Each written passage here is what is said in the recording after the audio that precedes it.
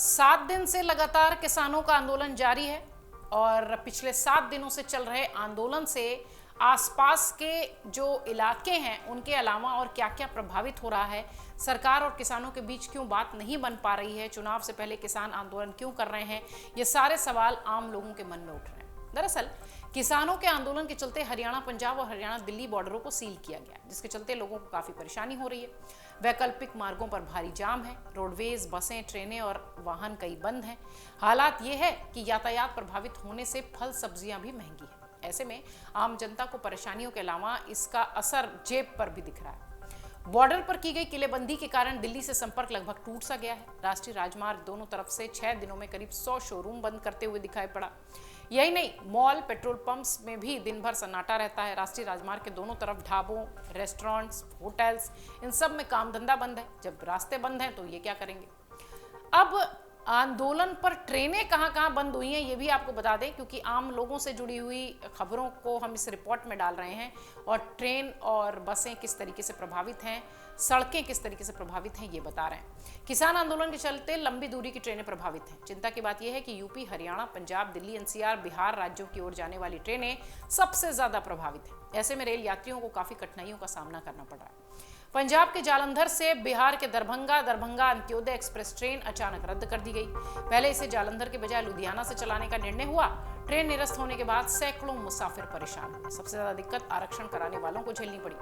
पंजाब में 14 फरवरी से चल रहे किसान आंदोलन का असर सीधे तौर पर रेल यातायात पर दिख रहा है। आंदोलन के 6ठे दिन रेलवे ने दरभंगा अंत्योदय एक्सप्रेस ट्रेन रद्द कर दी। ये ट्रेन जालंधर से हर रविवार सुबह 9:40 को चलती थी। लुधियाना, अंबाला, कैंट, सहारनपुर होते हुए 3:15 बजे बक्सर पहुंचती थी। यहाँ 5 मिनट रुककर ये ट्रेन मुरादाबाद, लखनऊ, गोरखपुर, रक्सौल, सीतामढ़ी होते हुए अगले दिन दोपहर तक बिहार, दरभंगा पहुंचती थी। पहले रेलवे ने इसे जालंधर के बजाय लुधियाना से चलाना तय किया और बाद में अचानक ट्रेन रद्द कर दी गई। लक्सर में नौकरी कर रहे कई ऐसे परिवार हैं जो कि परेशान हुए ट्रेनें बंद होने के बाद। कई ऐसे मुसाफिर रहे जो घर से रवाना हुए थे लेकिन उन्हें वापस लौटना पड़ा। इसके अलावा कई ऐसी ट्रेनें थीं जो कि अमृतसर से बनमक्खी, जनसेवा एक्सप्रेस, जयनगर शहीद एक्सप्रेस, ये सब जो ट्रेनें थी ये रद्द होती दिखाई पड़ी। इधर वाराणसी देहरादून जनता एक्सप्रेस भी रद्द थी और 28 फरवरी से इसे रोजाना चलने की बात कही जा रही है। ट्रेन के रोजाना चलने से रेल यात्रियों को आवाजाही में सुविधा तो जरूर मिलेगी, लेकिन यह आंदोलन कब तक चलेगा ये देखने वाली बात होगी।